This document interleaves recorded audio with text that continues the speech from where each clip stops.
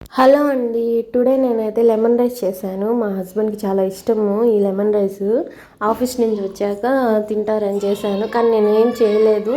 Only పప్పన్నము, rice అని చెప్పాను మా హస్బెండ్‌కి. మా హస్బెండ్ ఏం చేశారు, నాకు ఇష్టం అని చెప్పి బిర్యానీ తీసుకొచ్చారు. సరిపోయాము ఇద్దరికిద్దరము. ఇప్పుడు ఈ లెమన్ రైస్ తినాలా, ఈ బిర్యానీ తినాలా మాకైతే అర్థం కాలేదు. మేమిద్దరమే ఉంటాం కదా, మాకేం అర్థం కాలేదు ఏం తిందాము అని. మా హస్బెండ్ ఏమో బిర్యానీ ఫ్రిడ్జ్లో పెట్టు మార్నింగ్ తింటామన్నారు.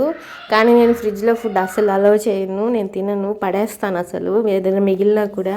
ఇప్పుడు ఏం చేయాలో నాకైతే అర్థం కాలేదు. సరే అని బిర్యానీ వేసుకున్నాను. చూస్తూ చూస్తూ బిర్యానీని పడేయలేం కదండి, అందుకని తింటున్నాను. కానీ ఫుల్ తినలేకపోయాను, చాలా ఎక్కువ వచ్చింది బిర్యానీ.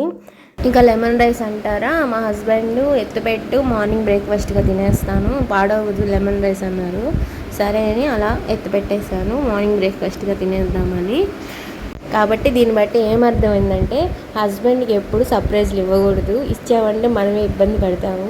ఇలా ఎక్కువ ఫుడ్ చేసేసుకోవడం వల్ల మనకే కదా ఎక్కువ ఇబ్బంది. ఆ ఫుడ్ ఏం చేయాలో తెలియదు, కష్టపడి చేసింది పడేయలేం కదా.